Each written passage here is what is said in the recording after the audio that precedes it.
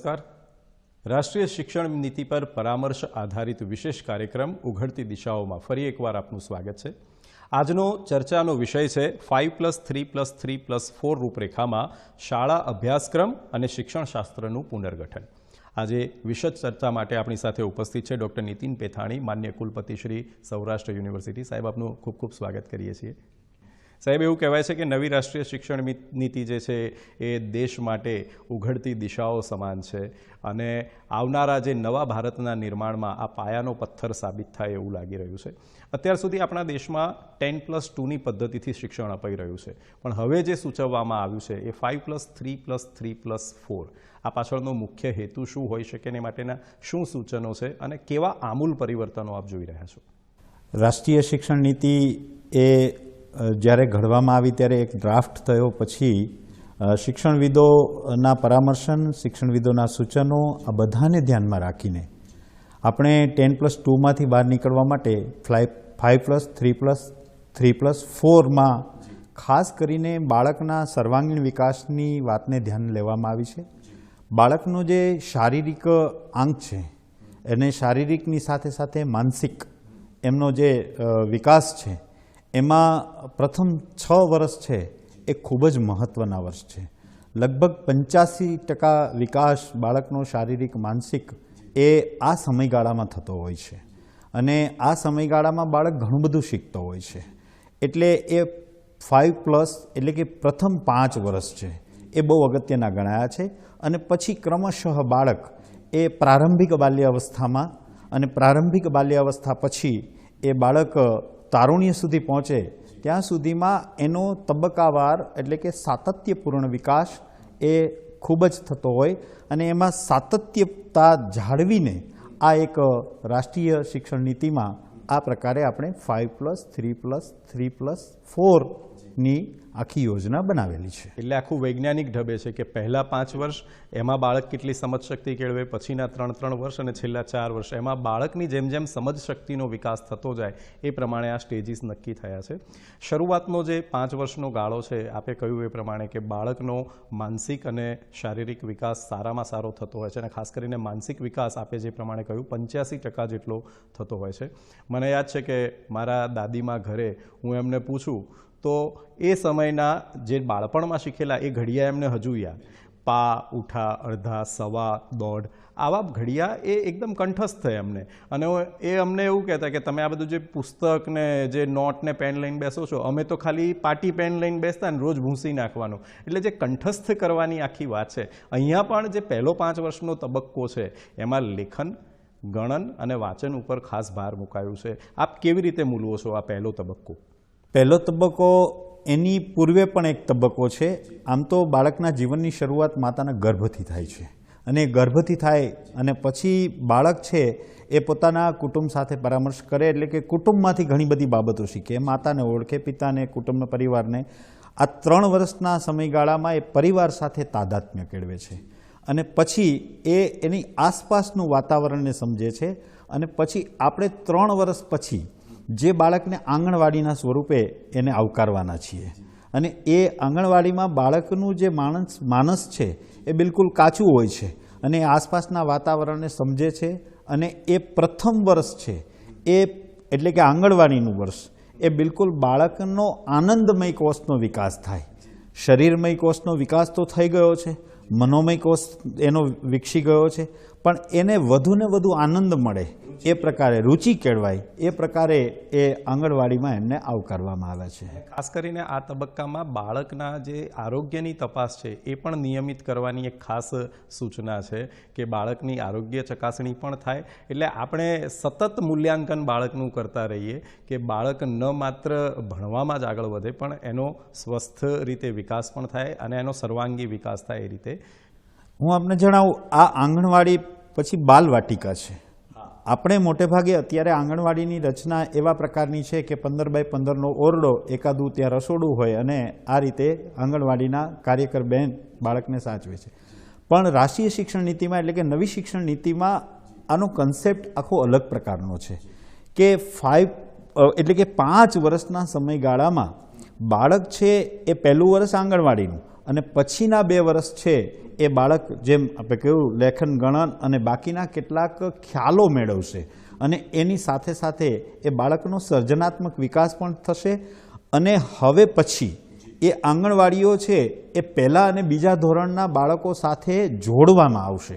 આ પ્રકારનો એક કન્સેપ્ટ છે અને જેથી કરીને પહેલા બીજા ધોરણનું બાળક જે જોશે અથવા તો બાળક જે કરશે એને આંગણવાડીના બાળકો અને બાલવાટિકાના બાળકો, એટલે આ રીતે એક 5 વર્ષનો સમયગાળો, એટલે કે એમની ઉંમર વર્ષ 3થી માંડીને 8 સુધીનો જે સમયગાળો છે એ બાળકના માટેનો ખૂબ જ મહત્ત્વનો સમયગાળો છે. એ સર્વાંગીણ વિકાસ માટેનો એ મહત્ત્વનો સમયગાળો. બાળક ઘણા બધા એમાંથી કન્સેપ્ટ ક્લિયર કરે છે, ઘણી બધી સંકલ્પનાઓ સ્પષ્ટ કરીને એ ધીમે ધીમે ધીમે એ આસપાસના વાતાવરણને સમજે છે, સમૂહ જીવનને સમજે છે, સ્વચ્છતાના પાઠો શીખે છે કે કઈ રીતે આપણું શરીર રાખવું, આપણી આસપાસ સ્વચ્છ રાખવું, આપણે કઈ રીતે બીજાને જે કરેલું વર્તન છે એનું અવલોકન, ખાસ કરીને આ જે સમયગાળો છે કે 3 વર્ષથી માંડીને 8 વર્ષની ઉંમરમાં એ ઘણું બધું નિરીક્ષણ દ્વારા શીખે છે અને એ બીજું બાળક કઈ પ્રકારની પ્રવૃત્તિ કરે છે એ પણ શીખે છે અને એ બાળકને આંગણવાડીના કાર્યકર બહેનો એ કરાવશે પણ ખરા. એટલે એ નિર્ભય રીતે એ કાર્ય કરવા માટે એ તત્પર બનશે અને બાળક એમાંથી જે પોતે કરેલા કાર્યો છે એ બિલકુલ આનંદમય અવસ્થામાં, જેમ પંચકોશાત્મક વિકાસ છે એમાં એક શારીરિક કોષ એટલે શરીર કોષ જેને આપણે અન્નમય કોષ કહીએ છીએ અને પછી મનોમય કોષ છે જે માનસિક વિકાસ માટે જરૂરી છે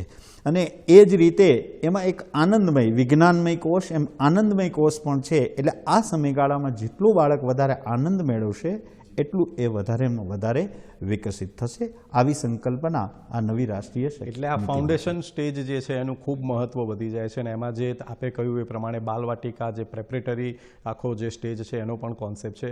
એમાં એક એવી પણ સૂચના છે કે બાળકો એ સમય દરમિયાન શાળામાં જાય, શાળામાં જઈને એના વાતાવરણથી વાકેફ થાય, ન માત્ર બાળકો, એમના પેરેન્ટ્સ પણ જાય અને એ પણ જુએ કે શાળામાં કેવા પ્રકારનું વાતાવરણ ઊભું થાય છે.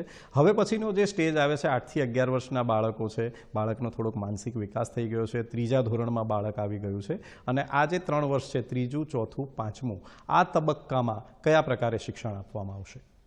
આ તબક્કો ખૂબ જ મહત્વનો, જેમ પૂર્વેનો તબક્કો છે એમ આ તબક્કો પણ એટલો જ મહત્વનો છે કે બાળક ઘણી બધી બાબતો એની સ્પષ્ટતાઓ થઈ ગઈ હોય અને આ તબક્કામાં બાળકને એના જે મૂર્ત બાબતો અમૂર્ત બાબતોનો ખ્યાલ આવશે. એટલે આ ઉંમરગાળો એટલે 8 થી 11 વર્ષનો સમયગાળો અને 8 થી 11 વર્ષના સમયગાળામાં બાળકને જુદા જુદા વિષય ભાન આવશે. ગણન, લેખન, વાંચન અને પ્રવૃત્તિઓ આધારિત શિક્ષણ. ધીમે ધીમે જેને પ્રજ્ઞા પદ્ધતિ પણ એ ખૂબ જાણીતી છે, પ્રવૃત્તિ આધારિત જ્ઞાન, અને એમ દરેક બાળકને પ્રવૃત્તિમાં સામેલગીરી કરવામાં આવશે અને એ જેમ જેમ પ્રવૃત્તિ કરતો જશે, જેમ જેમ કંઈક ને કંઈક નવું નવું કરતો જશે, એમાંથી એ શીખતો જશે. એ પછી ગણનની વાત હોય, લેખનની વાત હોય કે કોઈ પણ રુચિકારક પ્રવૃત્તિઓ સાથે એને જોડવામાં આવશે. એટલે આ 3 થી જે 8 વર્ષ એટલે મીન્સ કે 3 થી જે 8નો સમયગાળો છે એનાથી ઉપર ઉઠીને આ સમયગાળો એ બાળકના વિકાસમાં ખૂબ અગત્યનો છે. એ જ આપણે કહીએ છીએ કે બહુ વૈજ્ઞાનિક ઢબે આખી જે સિસ્ટમ ગોઠવાયેલી છે. એમાં એક બીજો ખાસ મુદ્દો છે કે ભાષાનું માધ્યમ બાળક ઉપર થોપવામાં નહીં આવે, એની એક ક્લેરિટી ખૂબ જરૂરી છે. કારણ કે આ વસ્તુ આવી રીતે કહી છે કે ભાષાનું માધ્યમ થોપવામાં નહીં આવે, તો એનો વ્યાપક અર્થ શું થાય?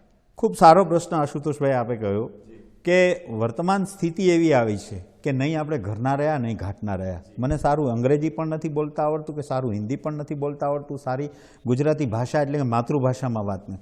ત્યારે આ વાતાવરણમાં બાળકને ગોખણિયું જ્ઞાન અથવા તો બાળક જે કંઈ એમને થોપવામાં આવે છે એટલું લઈ લે છે, પણ મૌલિક વાત નથી આવતી. એની અંદરની આંતરિક શક્તિ ખીલવવા માટે પોતાની ભાષા છે, આસપાસની ભાષા છે, સ્થાનીય ભાષા છે.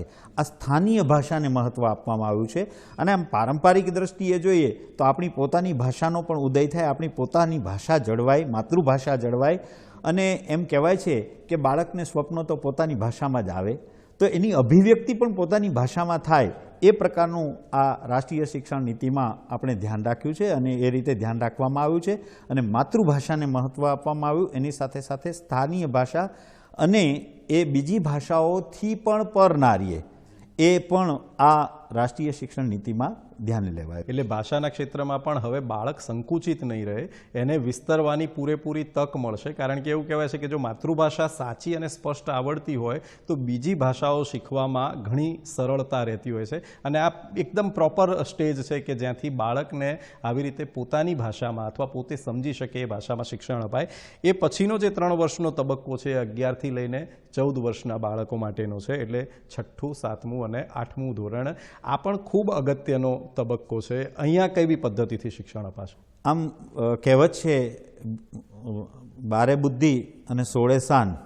આ હવે બુદ્ધિનો ડેવલપમેન્ટ એટલે કે બૌદ્ધિક વિકાસ એનો કઈ રીતે, તાર્કિક શક્તિ એનામાં કઈ રીતે ખીલે, એ પ્રકારે આ ધોરણ જે 3 વર્ષનો સમયગાળો છે, આ 8 ધોરણ સુધીનો, 6, 7 ને 8, આમાં આપણે આપણી જે પારંપરિક બાબતો છે, બાળકની અંદર તમે બાળકને એક રમકડું આપો તો એ રમકડું તરત જ ખોલી નાખશે.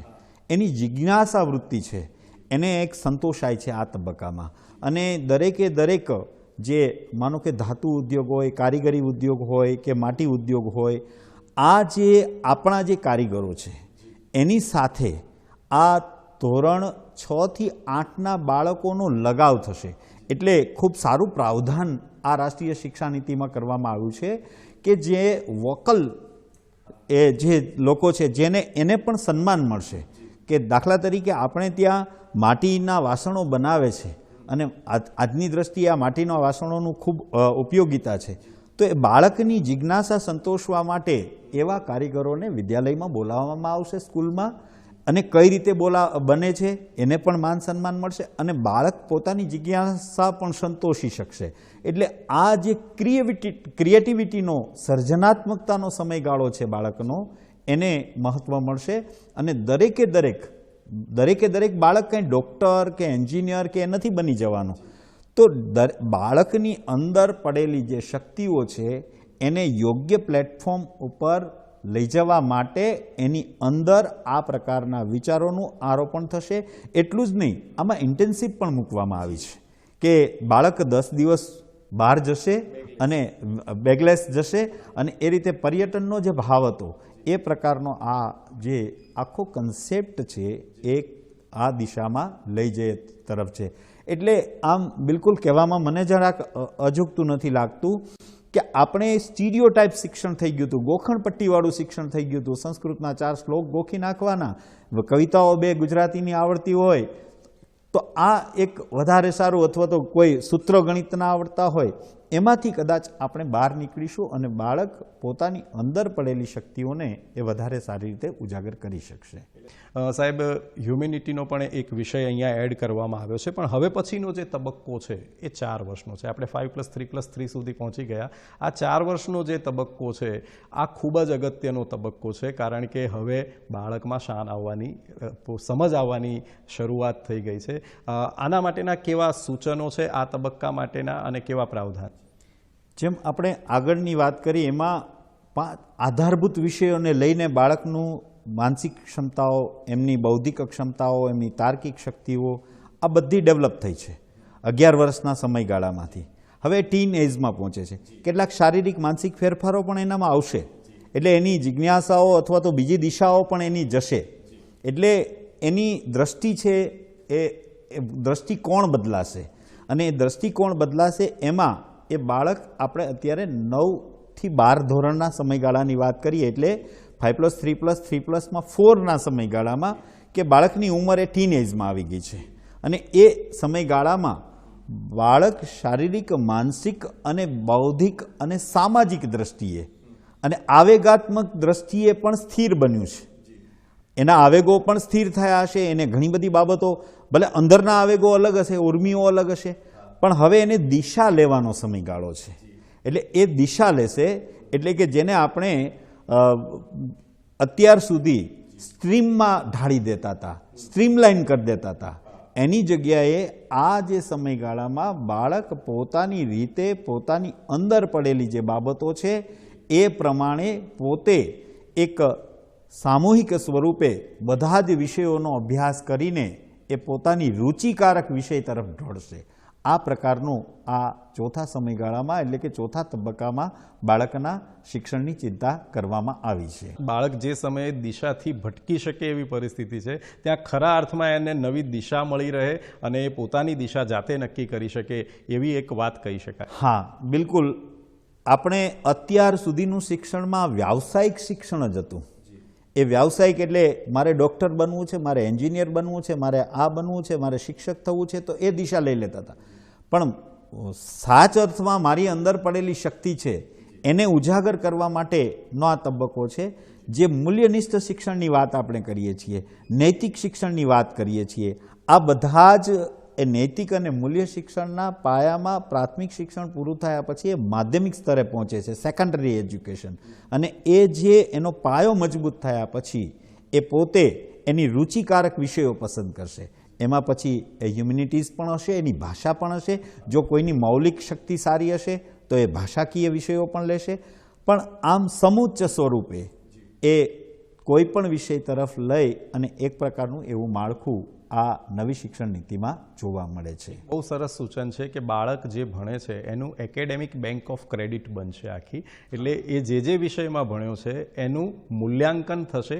અને એમાં એક બીજું બહુ સરસ વસ્તુ કહી છે કે બાળક જાતે પણ પોતાનું મૂલ્યાંકન કરશે કે ખરા અર્થમાં મારે કયા વિષયમાં આગળ વધવું છે, કારણ કે હવે પછી એને માટે નવી દિશાઓ ખુલવાની છે. પણ અહીંયા હવે એવો પ્રશ્ન થાય કે જ્યારે મલ્ટીડિસિપ્લિનરી એજ્યુકેશન છે તો ધોરણ 10 અને ધોરણ 12 આ બોર્ડની પરીક્ષાઓનું શું ભવિષ્ય?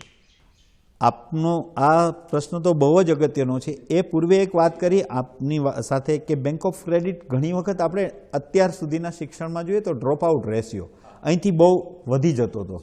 તો બાળક કોઈ કારણસર પોતાનો વિષય છોડી દેશે તો એની ક્રેડિટ જેટલી હશે ત્યાંથી આગળ વધી શકશે અને એ આગળ વધીને પોતે એની અંદર ફરી ક્રેડિટ ગેઇન કરી શકશે. હવે પ્રશ્ન રહ્યો આપનો કે જે 10 અને 12માંથી અત્યારે બોર્ડ નથી રહ્યું, એટલે કે બોર્ડ નીકળી જશે, એ પરીક્ષા આપશે. પરીક્ષા પદ્ધતિ યથાવત રહેશે. પરીક્ષા પદ્ધતિમાં કંઈ બદલાવ એટલે કે સુપેરે બાળક પરીક્ષા આપી શકે એ પ્રકારની વ્યવસ્થા હશે. પણ જે કોચિંગનો માહોલ હતો, જે દબાવનો માહોલ હતો, બાળક સતત માનસિક ભાર અનુભવતો હતો, એમાંથી બહાર નીકળીને એ સરળ રીતે એ પરીક્ષા પદ્ધતિમાં સામેલગીરી દાખવી શકશે. એટલે જે તમે આ પ્રેશરની વાત કરીને તો પરિવારથી બાળક ઉપર પ્રેશર શરૂ થાય. એટલે પરિવાર સ્કૂલને પ્રેશર આપે, સ્કૂલ ટીચરને પ્રેશર આપે, ટીચર બાળકને પ્રેશર આપે. આ ચેઇન ક્યાંય તૂટતી નહોતી. આપને શું લાગે છે કે હવે આ ચેઇન તૂટશે? આ રાષ્ટ્રીય શિક્ષણ નીતિમાં બાળકના જે વિકાસનું અહીંયા સૌથી મહત્વનું અભિભૂત અંગ કહેવાય એ હસતા હસતા દરેક, હું શિક્ષક તરીકે એમ કહું કે માતાઓ ભણતી હતી, બાળક નહોતા ભણતા. પરિવારો ભણતા હતા, બાળક નહોતું ભણતું. એટલે એ ભણીને એ બાળકની ચિંતા માતાઓ ઉપર થતી હતી ને માતાની ચિંતા બાળક ઉપર.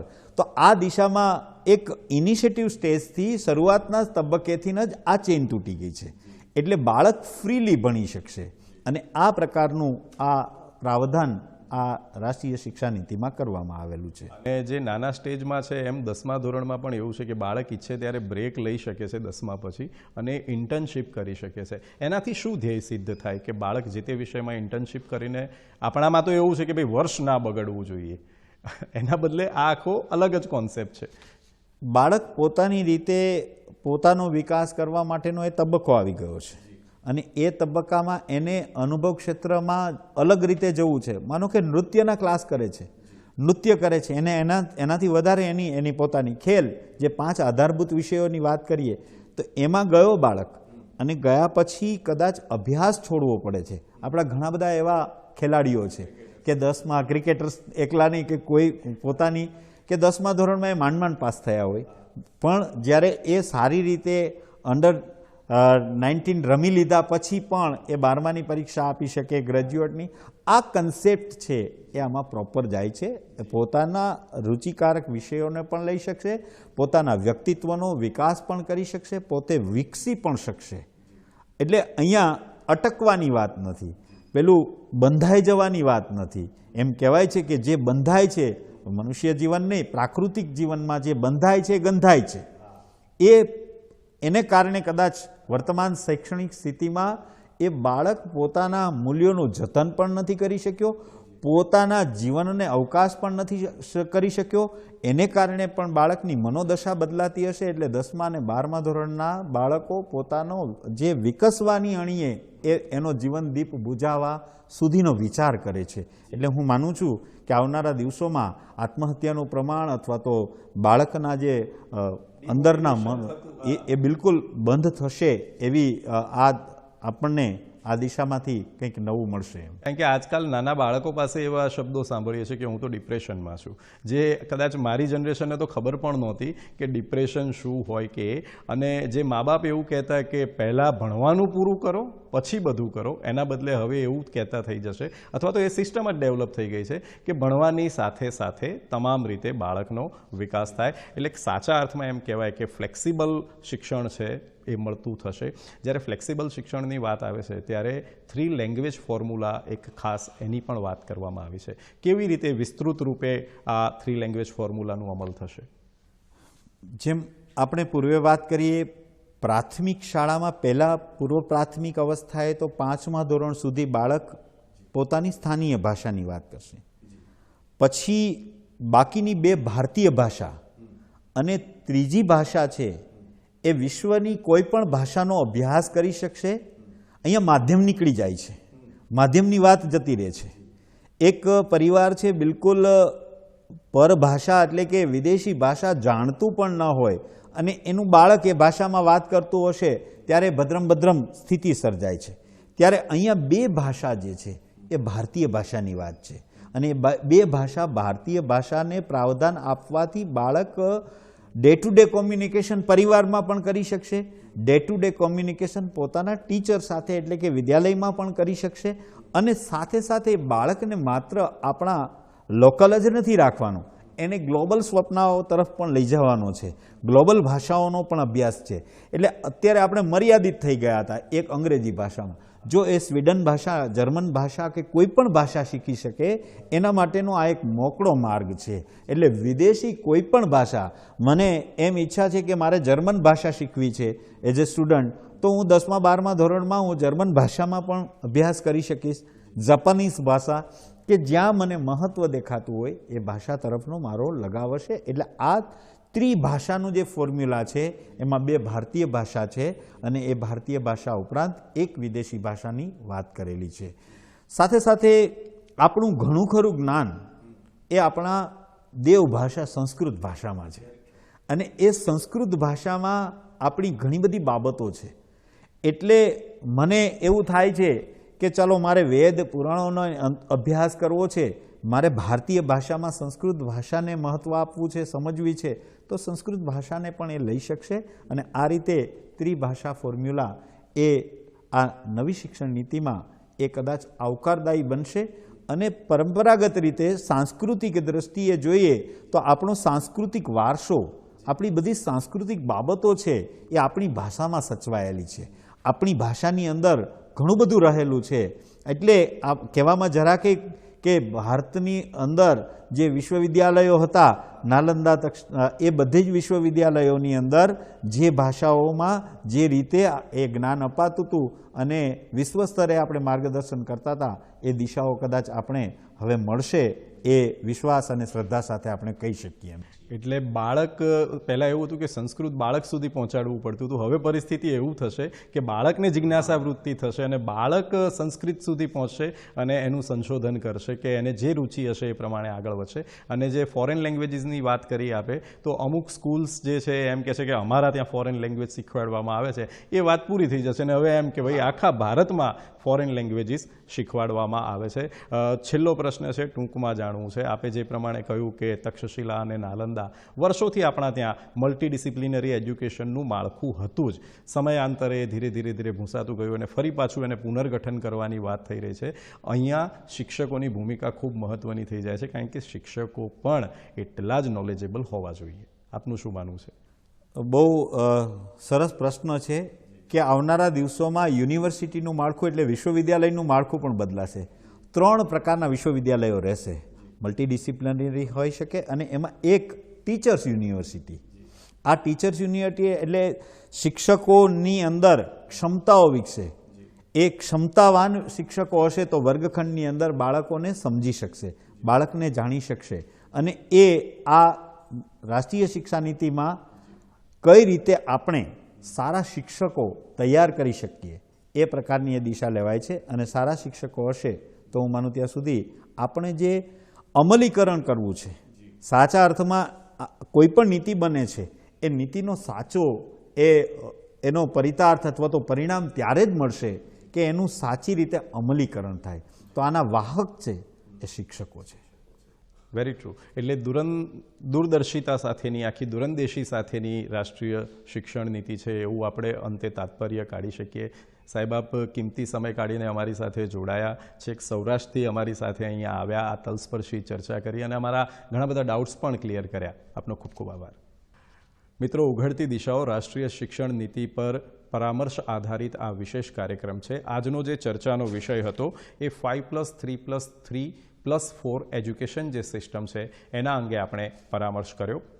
ફરી જોડાઈશું આવતા એપિસોડમાં, જ્યારે વિષય રહેશે શિક્ષકોની ભૂમિકા અને સ્થિતિ તથા શિક્ષક પ્રશિક્ષણ માટેનો અભિગમ. તો ત્યાં સુધી રજા આપશો. નમસ્કાર.